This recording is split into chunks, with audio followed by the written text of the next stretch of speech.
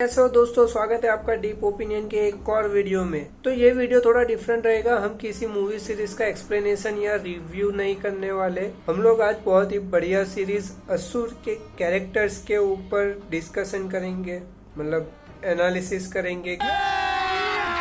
अभी मजा आएगा ना भिड़ो।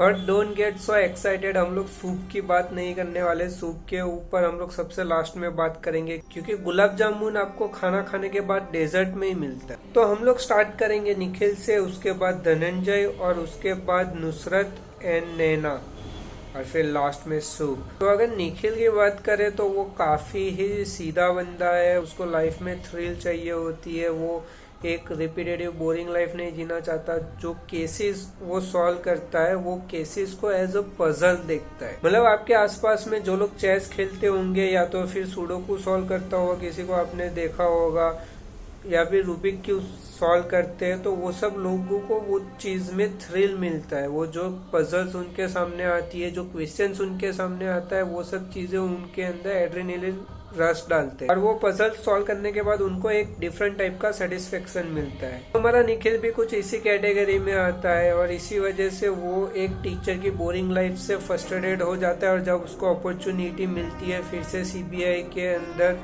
आने की, और वो भी हायर पोजीशन पे, तो वो तुरंत एक्सेप्ट कर लेता है। और निखिल के अंदर ये सारी खूबियों के साथ साथ थोड़ा बहुत दोगलापन भी था।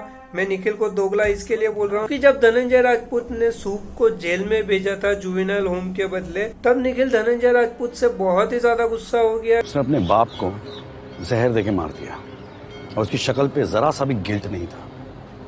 बड़ी चालाकी से लोटा पानी में डाल दिया ताकि कोई एविडेंस ना मिले। शायद आप ठीक कह रहे हो सर, पर तब भी हमें प्रूफ फैब्रिकेट करने का हक तो नहीं मिलता ना। हमारा काम क्रिमिनल्स को पकड़ना और उनको जेल में डालना है, दैट्स इट। उम्र क्या है उसकी सर?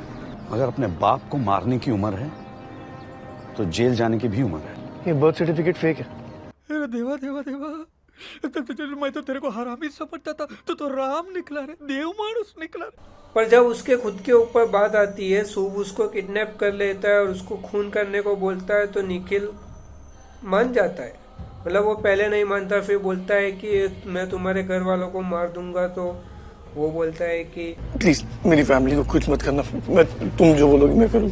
तो मतलब तुम अपने परिवार की रक्षा के लिए किसी का खून भी कर दो तो चलेगा, पर धनंजय राजपूत जो पता है कि ये बंदे ने खून किया है और उसको सजा दिलाने के लिए बस थोड़ा बहुत प्रूफ टेम्पर करे, तो वो चीज गलत है।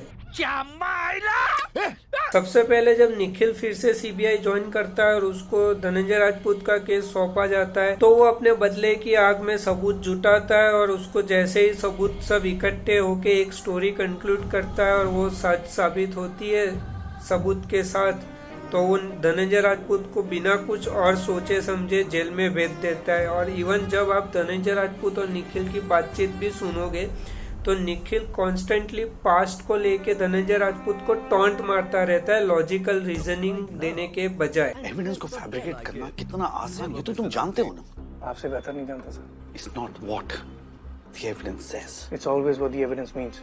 आप ही से सीखा है। और उसी के 2 एपिसोड के बाद निखिल को पता चलता है कि धनंजय राजपूत को फ्रेम किया गया है, तो वो किसी से बात भी नहीं करता है इसको लेके। बस वो फोन पे धनंजय राजपूत को एक बार बोलता है कि मुझे आपसे बात करनी है और फिर खत्म। भाई तेरे बाजू में लोला था धनंजय राजपूत का बेस्ट फ्रेंड, तू उसको तो बोल सकता था कि मुझे धनंजय राजपूत के फेवर में एक प्रूफ मिला है और अब हम डीजे सर को बाहर निकाल सकते हैं, पर नहीं, इस बंदे को तो बदला लेना है। अरे तेरे जैसे दोस्त हो ना तो दुश्मनों की जरूरत ही नहीं है, तू अकेला ही काफी है। जब निखिल कैद में था और उसे लोगों को मारना था अपने घर वालों को बचाने के लिए, तो वो मार देता है। पर जब वो कैद से बाहर आ जाता है और उसको ऑनलाइन चॉइसेस दी जाती है कि तुझे इन 3 लोगों को बचाना है या तो फिर अपनी बेटी को बचाना है, तो वो 3 लोगों को बचाने का चॉइस लेता है। ऐसे तो नहीं होता है। अभी ये तो चलो हो गई सीजन 1 की बात, पर सीजन 2 के अंदर भी 2 ऐसे इंसिडेंट हुए थे जो हमें सीजन 1 में निखिल कुछ अलग बोलता दिखाता है और सीजन 2 में कुछ अलग ही करता है। जैसे कि ये वाला, जब सीजन 2 में नुसरत के साथ सेम इंसिडेंट होता है और नुसरत किसी को मारती है, बटन दबा के फैसला करो।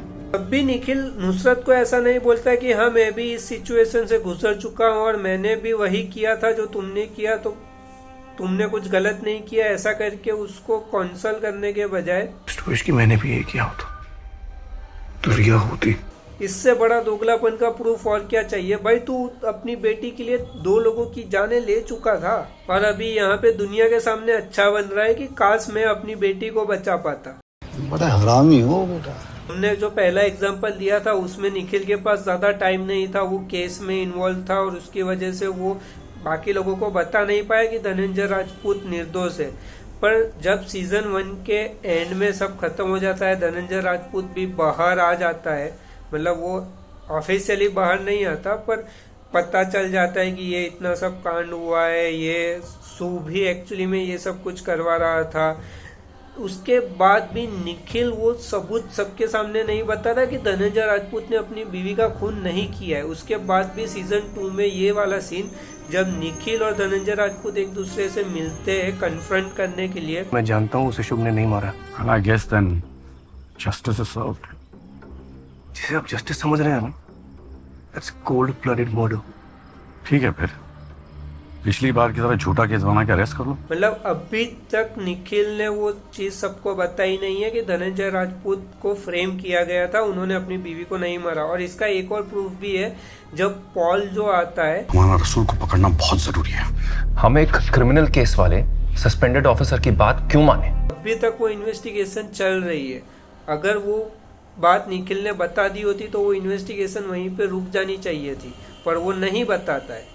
शक्ल देखो कितनी भोली है लेकिन अंदर से लोमड़ी है। और तीसरा रीजन तो ये 100% प्रूफ कर देगा कि निखिल दोगला है, क्योंकि धनंजय राजपूत ने सूब को जेल में भेजा था तब निखिल इतना गुस्सा हुआ था, पर जब सीजन 2 के एंड में सूब जेल में पहुंचता है तब निखिल खुद उसको जाके मार के आ जाता है। भाई अब तेरा कानून किधर गया, अब तेरे लॉस किधर गए? हिपोक्रेसी की भी सीमा होती है। अब तूने क्यों कानून हाथ में लिया? अब जो बंदे को जेल की सजा हुई है उस बंदे को जेल में जाके मारना लीगली राइट है? अरे बाप रे, ये तो धोती खोल रहा है। तो इन सब के बाद मेरा तो एनालिसिस यही निकलता है कि निखिल प्रोफेशन वाइज काफी अच्छा है, वो काफी एक अच्छा फॉरेंसिक साइंटिस्ट बन सकता है, पर ना ही वो इन्वेस्टिगेशन में अच्छा है। अभी वो तो ऑब्वियस सी बात है, क्योंकि आप ये भी देखो पूरे सीरीज में सीजन 1 सीजन 2 में निखिल ने क्या ही इन्वेस्टिगेशन किया है, कुछ नहीं। सारे जो इन्वेस्टिगेशन थे वो धनंजय राजपूत ने किए। इवन लोलार्क और ईशानी जो अभी कुछ महीने पहले ही उनके साथ जुड़ी थी, उसने तक ये केस निखिल से बेटर सॉल्व कर लिया था। धनंजय राजपूत, लोलार्क और इवन ईशानी जो सिर्फ 3 एपिसोड के लिए थी, उसने भी बेटर इन्वेस्टिगेशन किए निखिल से।